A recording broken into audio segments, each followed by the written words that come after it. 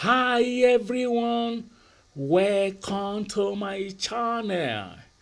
Today I decide to help students who are planning or sitting for WAEC, NECO, GCE, JAMB, NABTEB, and other secondary education related examinations, including interim examinations to universities.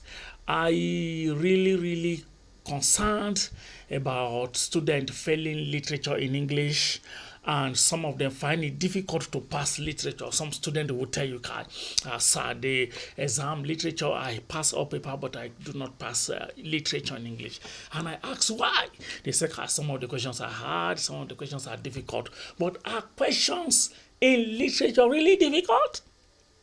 I think I know. So I'm going to give you hints, tips on how to answer questions on literature.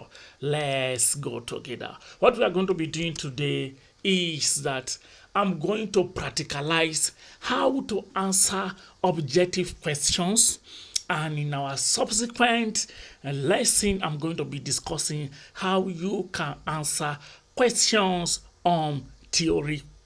How you are supposed to respond to theory questions in literature.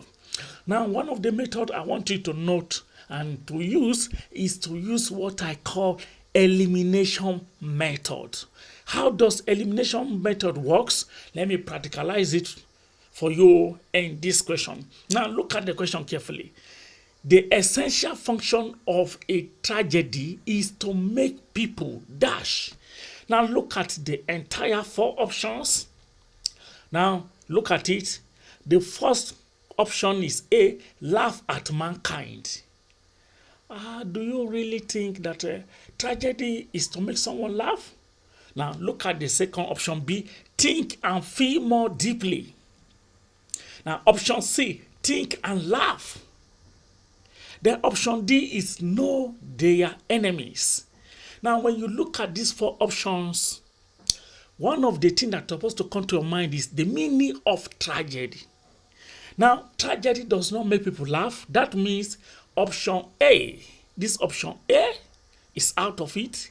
And then when you think deeply again, you see, tragedy does not make person laugh as well. So it cannot make you think and laugh. That means option A and C are out of it.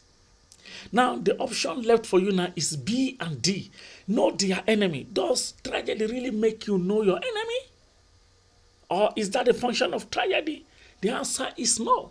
So when you look at option B, the answer is think and feel more deeply. That is option B.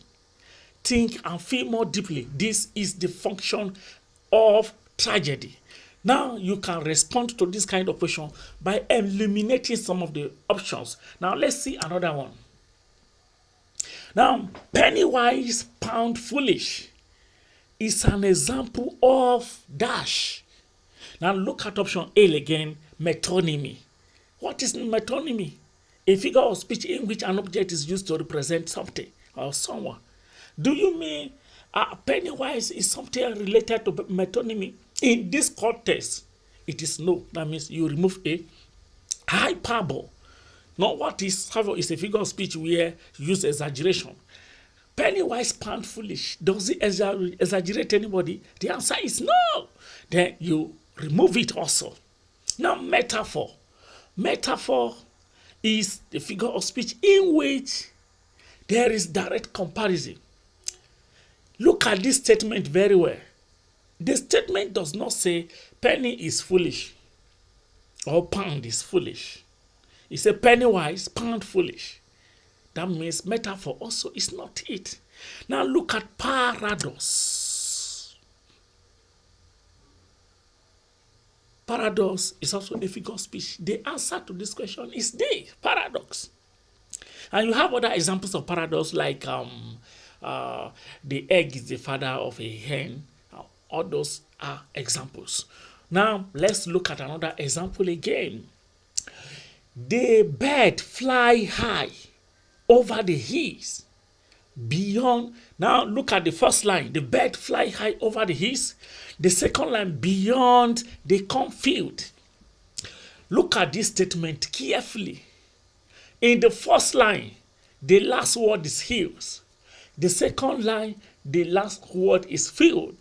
Now, what is common between the first one and the second one is the sound E. Okay? So let's look at it. The poetic device used in the above extract is. Now look at assonance. You know what is the meaning of assonance? Alliteration is the repetition of consonant sound. Was there any repetition of consonant sound here in this context? Now look at metaphor. Direct comparison. Was there a direct comparison? No. Metonymy, an object used to represent something, is not also part of it. So the answer here is A. The answer is A. Assonance is the repetition of consonant sound. E, which is in he, and E, which is in field, are assonance. Okay? Now look at another example. All fingers are not equal. It's an example of meiosis, oxymoron, hyperbole, and synecdoche. Now look at it carefully. Meiosis. What is meiosis? So that is why when you are preparing for your exam, you also try to read wide and get the meaning of some of these figures of speech. The answer is not meiosis. Oxymoron. What is oxymoron? A figure of speech in which there are two opposite things placed together. For example, Nigeria is practicing open secret ballot system. Nigeria is practicing open secret ballot system. That is oxymoron. Open and secret are placed together. Hyperbole is exaggeration. Synecdoche is a figure of speech in which a part is used to represent the whole. Now look at the statement again. Finger. Now finger is used to represent the entire human being. Instead of saying all human beings are not equal, maybe socially, economically, or even by height, you say all fingers are not equal. Instead of saying all human beings are not equal. So the answer to this question is synecdoche, D. Now let's see another one. A poem written or rendered in praise of a person or thing is called dash. Why I did not put dash here is because in your exam you may not see anything like dash. It will be written like this. Is called. Now a lyric. Let's look at the option. Option A lyric. Option B, an ode. Option C, an elegy. Option D is panegyric. What? You need to know the meaning of these types of poem. A lyric is derived from the word lie. Lie is a Greek instrument used during a song. It accompanies a song. So we can say that a poem in praise of somebody in this context is not lyric. An ode, maybe a poem which addresses or praises, which addresses an object. Like ode to the west wind, ode to the nightingale. Those are some of the examples of ode. An elegy is a poem for mourning and lamentation. Now, note that the question says in praise of a person, not of mourning or lamenting over someone. Then look at D, panegyric. Panegyric is a poem used to praise somebody, to eulogize, to say good thing about someone. So the answer here is panegyric. I think it's panegyric. Yes. So make sure you know the different type of poem and even know the meaning of all the different kinds and types of poem or poetry. Now let's look at another one. A play that is full of exaggerated ridicule and laughter is called. Now here a student can easily miss it, because when it is talk about laughter and ridicule, the next thing that comes to your mind is probably comedy. What is farce? What is comedy? You know, a comedy is a figure in which the story ends in happiness. Tragicomedy, it started with unhappiness or probably started on a sad note but ended well. The mask is also part of, is a kind of comedy also. Now, the answer to this question is farce, because when a situation or something is exaggerated in a way that makes you laugh too much, is called farce. For instance, when you see a man and the man looks pregnant. For some of the video, maybe you have watched before, maybe somebody is dancing, he's a man, but he is heavily pregnant. No, it makes you laugh, say, how is this man with this kind of pregnancy dancing like this? So this is farce. So the answer is A. Now let's look at another one. What distinguishes a novel from a play is, now you need to be careful. Look at option A, characters. Do we distinguish means what to differentiate? What is the difference between novel and play? Or the play means drama text. What can we see in novel that we cannot see in play? That is what the question means. Now let's look at it carefully. Option A, characters. We have characters in novel. We have novels like Chinua Achebe. Some of the novels for WAEC. You have characters inside, like Second Class Citizen. You have Ada. You have Francis. You have others. Now, and in some of the plays also, like Let Me Die Alone by Jean-Claude Sakabo, you have characters. So that means the answer is not character. Setting, like in Second Class Citizen, you have setting. Yes, it's set in Lagos, it's set in London. Then in the drama text such as Let Me Die Alone, you have setting also. So that means it is not setting, it is not character. Theme is the distinguished dominant idea in a work of art. In Second Class Citizen, you have theme, maybe theme of love, theme of divorce and other.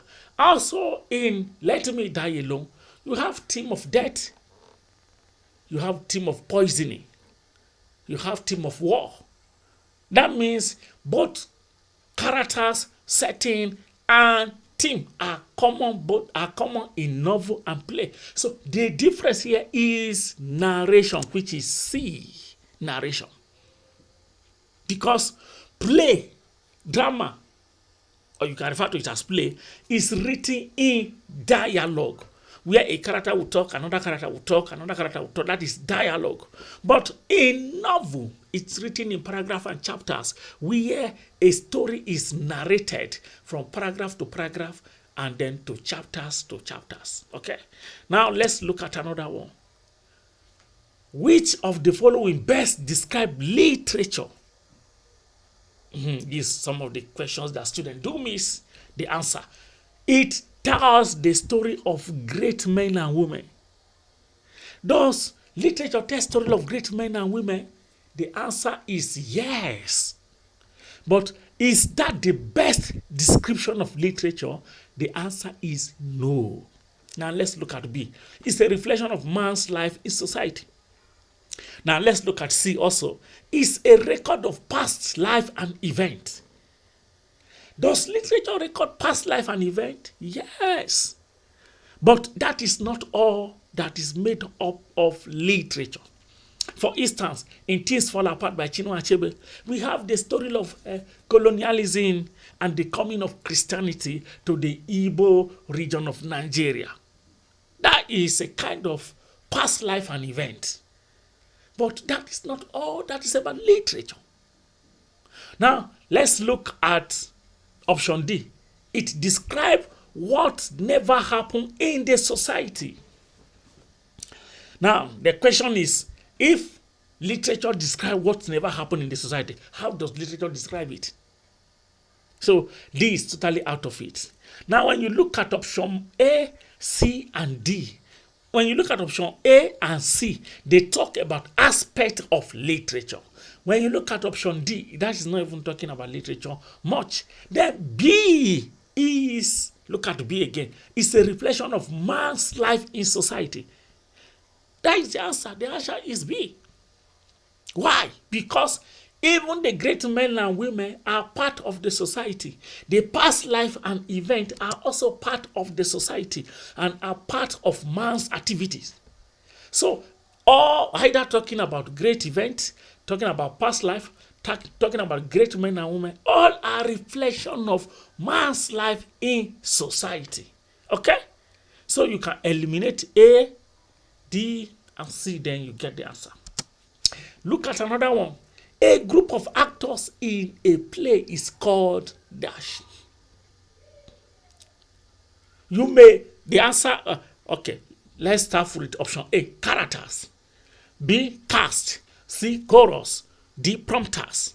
Who are the prompters? They are the people that stay off stage. The cameras did not capture them. They try to direct a character that forget his line of role. That maybe if you are acting and forget some part that you need to add, the prompters will be the one to notify you. The chorus are those that sing maybe some of the interlude song, some of the song music you hear in a play, either in film or when you are reading a drama text. Those are chorus. Then who are the characters? They are the participants in a work of art or in a play. Now, character identify each participant. So when you say characters, are combination of characters. Coming together of different characters is what we call character. Cast is a single name used for a group of actors. Okay? Now, when you watch a movie, all the characters inside, both human being, both animal, both objects, all of them are regarded as cast. They made up the entire actors that participate in the play. So it is not only human being that act, even an object can act, and an animal can also be regarded as an actor. Okay? Now, so the answer is B. Okay, let's move to another one. The literary device in the statement, students are to come to class with their Shakespeare, is called. Which one do you think is the answer? Now look at it. Metonymy. What is metonymy? I told you it's an object, a figure of speech in which an object is associated with person. Lithos. It's a kind of understatement. Syndoche, a figure of speech in which a part is used to represent the whole. Then personification is a human attribute given to inanimate objects. Now look at all of them carefully because of time.